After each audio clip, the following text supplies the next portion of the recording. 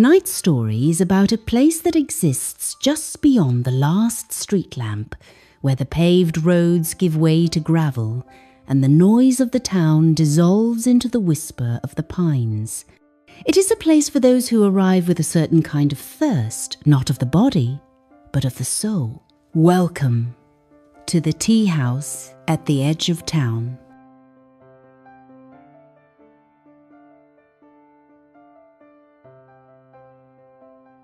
You find the path almost by feeling.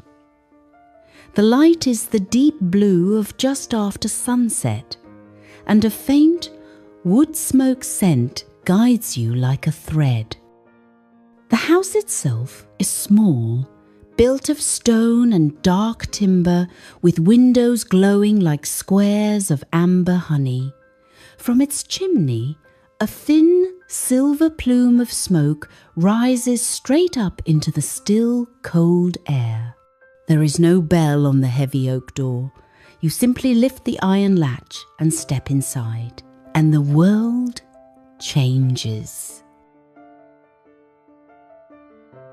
The air is wrapped in a blanket of warmth and 100 quiet, earthy fragrances: ginger root, chamomile, lapsang souchong, dried orange peel. A fire murmurs in a vast stone hearth, its light dancing on shelves lined with glass jars, each holding a different coloured treasure: emerald green, burnt umber, dusty silver. And behind a long, polished counter, she stands, the keeper. She is ageless. Her eyes hold the quiet of the deep woods behind the house. She doesn't greet you with words, but with a slow, knowing nod, as if she's been waiting for you, and only you, to arrive. She sees the dust of the road on your shoulders, the faint crease of worry between your brows, the way you hold your hands, slightly tense, as if still ready to grapple with the day you've left behind. She gestures to the empty stool at the counter. You sit. You have brought something with you, her silence says. Something you no longer need to carry. Would you like to exchange it for a cup of tea? This is the simple magic of the house. You look inward. What is the weight you carried in? Is it a sharp regret? A dull anxiety about tomorrow? The ghost of a harsh word, given or received? You give it a name in the quiet of your heart. The keeper turns to her wall of jars. Her hands, moving with a gardener's care, do not pause. They go unerringly to one specific vessel. She scoops a measure of leaves, perhaps dark and twisted, perhaps feathery and light, into a small, unglazed clay teapot. The tea she chooses is never the one you'd expect. It is the antidote to what you carry, not the echo of it. She brings the pot to you, along with a single, handleless cup, the colour of cream. Watch! Her presence seems to whisper. From a copper kettle singing on the hearth, she pours hot water over the leaves. SST. A plume of fragrant steam rises, and as it does, she lifts the pot and in a slow circular motion pours the first infusion not into your cup, but down a narrow channel in the counter where it disappears. The first wash is for the leaves, her ritual explains, and for letting go what is bitter or dusty or no longer needed. We release it here. We do not drink it. She refills the pot with fresh water. Now she lets it steep. She places a small hourglass timer on the counter.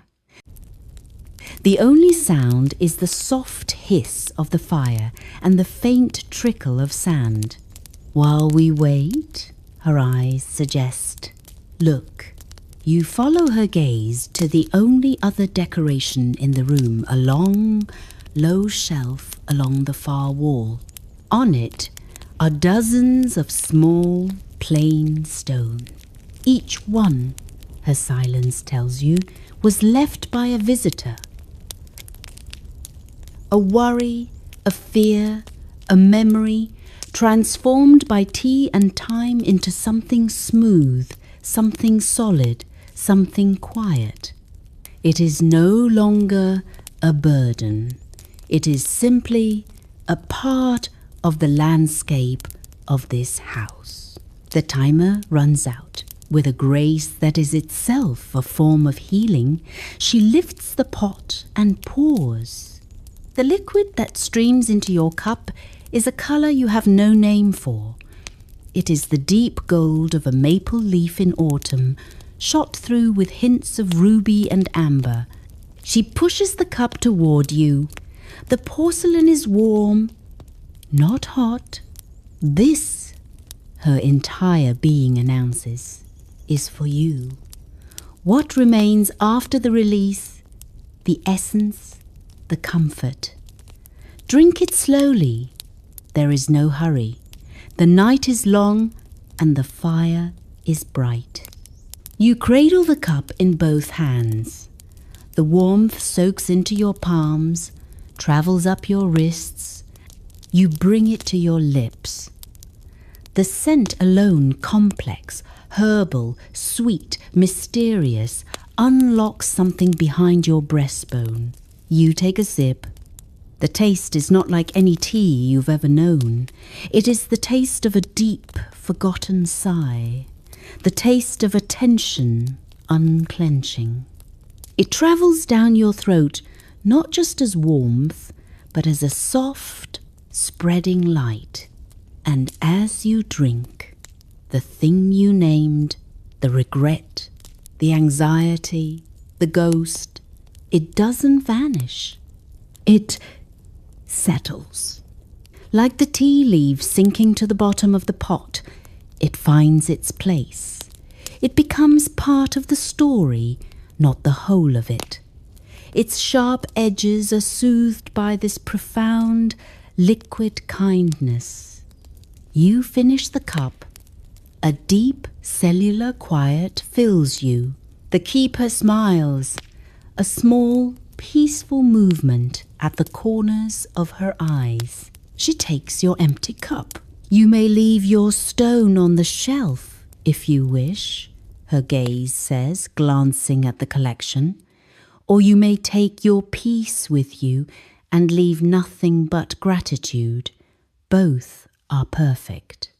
You rise from the stool. Your body feels different, lighter, but also more grounded, as if you've taken root in the warm, solid floor. You nod to the keeper, a communication beyond words. You lift the latch and step back out into the blue night. The wind is still there, but it feels fresher. The path back seems clearer.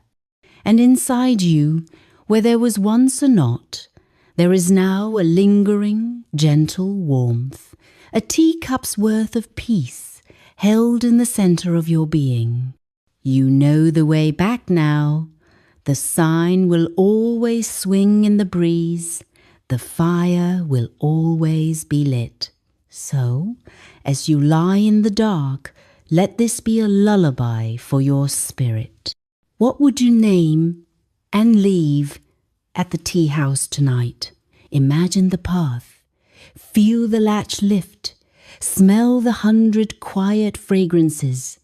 Watch as the keeper chooses your blend. Pour out the first bitter wash. And then receive the cup meant only for you.